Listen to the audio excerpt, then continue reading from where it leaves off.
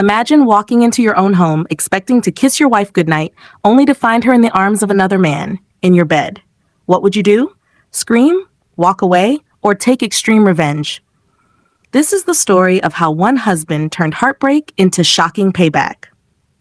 My name is Daniel, and for 7 years, I thought I had a happy marriage with my wife, Sarah. She was charming, smart, and everyone admired us as the perfect couple. But perfect was a lie. For months, I noticed changes in her behavior, secretive texts, sudden late nights at work, and a new perfume that wasn't hers. My gut told me something was off, but I pushed it aside because I loved her. One Friday night, I came home earlier than usual. I wanted to surprise Sarah with her favorite takeout and a movie night. But when I walked in, the house was too quiet. No sound from the TV, no footsteps, just muffled laughter coming from upstairs. I froze. My heart pounded. Slowly, I crept up the stairs, each step heavier than the last. As I got closer to our bedroom, the laughter grew louder, mixed with whispers. When I pushed the door open, my world shattered. There was Sarah, in bed with another man, my bed, my wife, my home. She gasped and scrambled for the sheets. "Daniel, it's not what it looks like." Her lover, a coworker named Mark, jumped up half naked trying to hide. I didn't yell. I didn't cry. Instead, I pulled out my phone, calmly recording everything. Their faces, their shame, the betrayal in crystal clear detail. "Smile for the camera," I said coldly, "because this video will change both of your lives." Sarah broke down, begging me to stop. Mark cursed under his breath, but he looked terrified. I didn't raise a hand. Instead, I walked out, leaving them exposed. That night, I didn't sleep. I didn't scream. I planned. Over the next few days, I gathered evidence. Messages, call logs, even coworkers who had seen them sneak off together.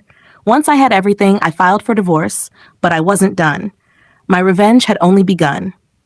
On Sarah's birthday, her friends and family gathered at a nice restaurant. She expected me to be there to keep up appearances. I arrived late, carrying a projector.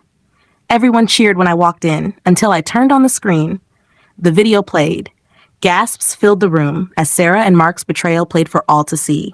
Her parents looked horrified. Her friends stared in disgust. Sarah sobbed, screaming me to turn it off, but I didn't.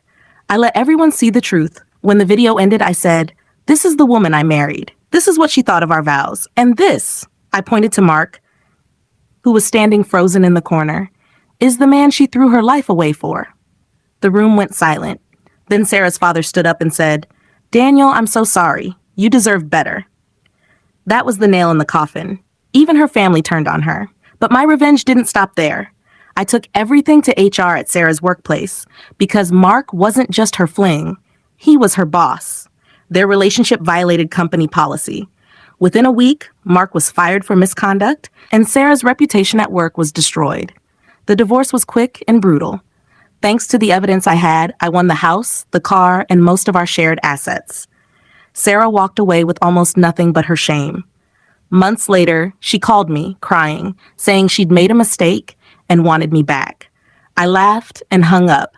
She didn't just lose me. She lost her family's respect, her job security, and her so-called lover, who abandoned her once he lost his career.